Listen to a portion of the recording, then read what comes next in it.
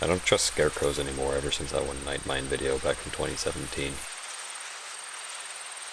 Anyway, it's that time of year again. The time of ghosts, ghouls, and pumpkins. But it's also time to watch all the classic scary movies and videos to really get into the Halloween spirit. One type of video I like to watch around this time are childhood trauma videos. If you clicked on this, then you probably already know what this is, but if you don't, it's basically a compilation of media that scared us as kids, whether intentional or not. So I thought to myself, why not make my own, with 5 things that stuck out more than others. From least to most scary, let's begin. But hang on one sec. Perfect. Alright, let's begin.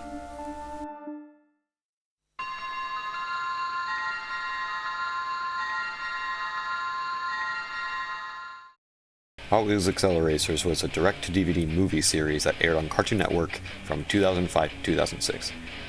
Basically, the plot is that 2 rival racing teams must work together to win races against robots called racing drones in alternate dimensions called racing realms, or else the racing drones will take over the world.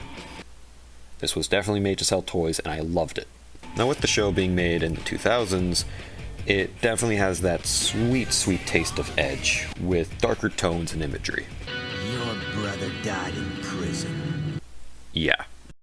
Now, even though there are 4 films, the first one, Ignition, scared me the most, especially with its climax.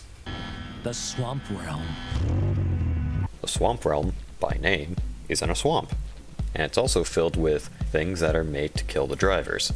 You have things such as mosquitoes that can puncture metal, giant green, gorillas, giant... Seriously, what the fuck is this? And of course...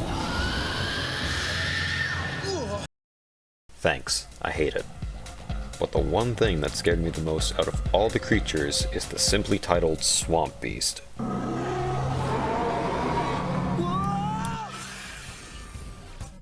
This giant booger-looking thing grabs and smashes cars with its giant vines and even tries to strangle some of them to death.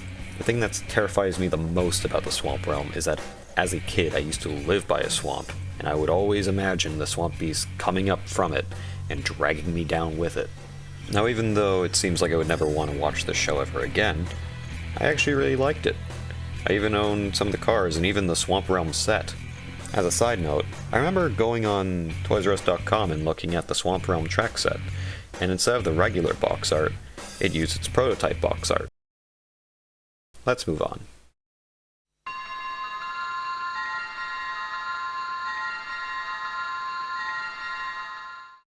LEGO Mars Mission was a LEGO theme released back in 2007, and once again, it was something I quite enjoyed.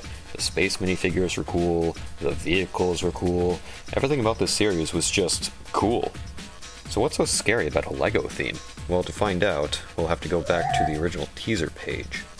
Using the Wayback Machine, the teaser page for Mars Mission was quite simple, with just a teaser video and a flash game. Though you can't access neither from here, both were still archived. So let me paint you a picture. Imagine 5 to 6-year-old me coming across this new page and watching the only video there. This was the video.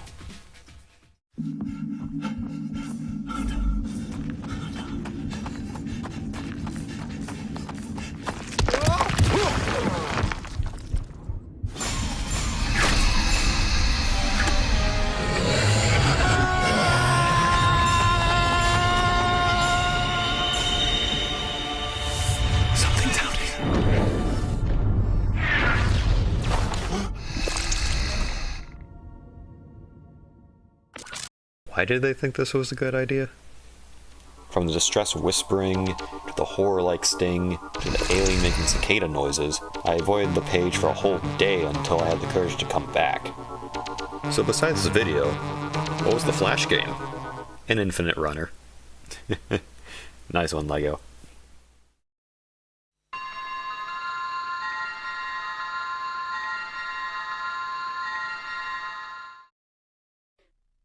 Dragon Tales is... Okay. Dragon Tales did not scare me. What came after did. Dragon Tales is funded in part by a grant from the Corporation for Public Broadcasting through funds from the U.S. Department of Education.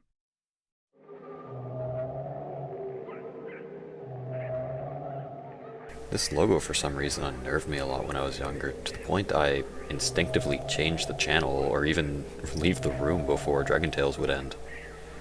Funny enough, I forgot what the logo specifically looked like. All I remembered was the tree and the circle.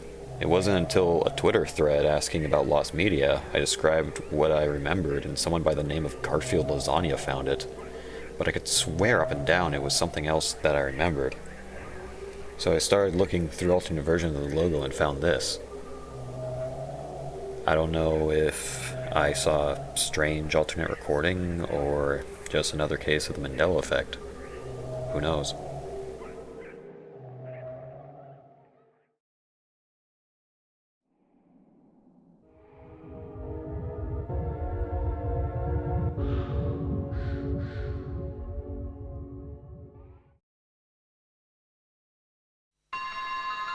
Okay, I guess I should explain what that was.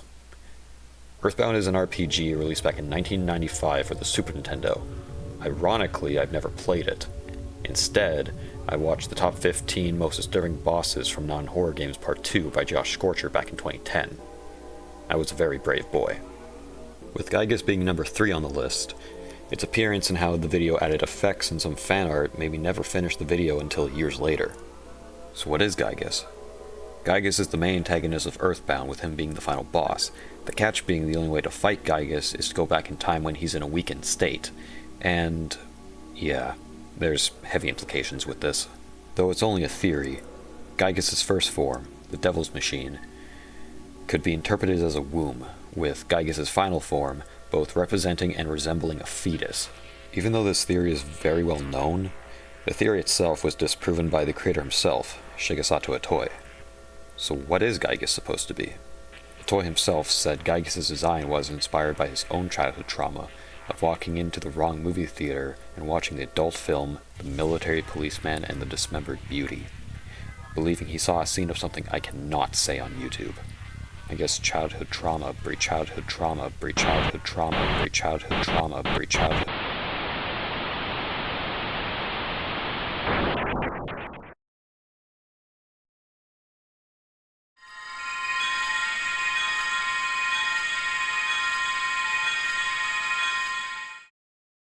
Okay, this one sounds silly, but let me paint you one final picture. I first came across YouTube all the way back around 2007 to 2008, after my mom wanted to show me clips of an SNL skit called Mr. Bill. Watching Mr. Bill clips led me to watching a MasterCard commercial, which eventually led me to watching old Nintendo commercials. Along all these commercials, one stood out to me called Scary Mario Commercial. With the video itself telling me what it is, I avoided it. But eventually curiosity got the best of me, and I watched it thinking, how bad could it be? It started off as just a regular upload of the Super Mario Sunshine commercial, but with extra quiet audio. But then...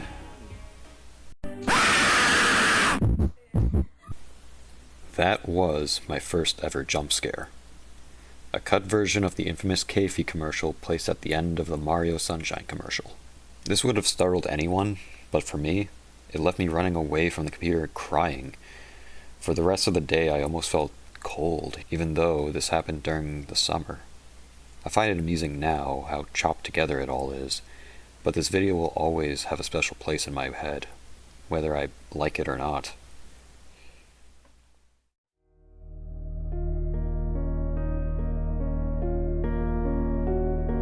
So that's the video.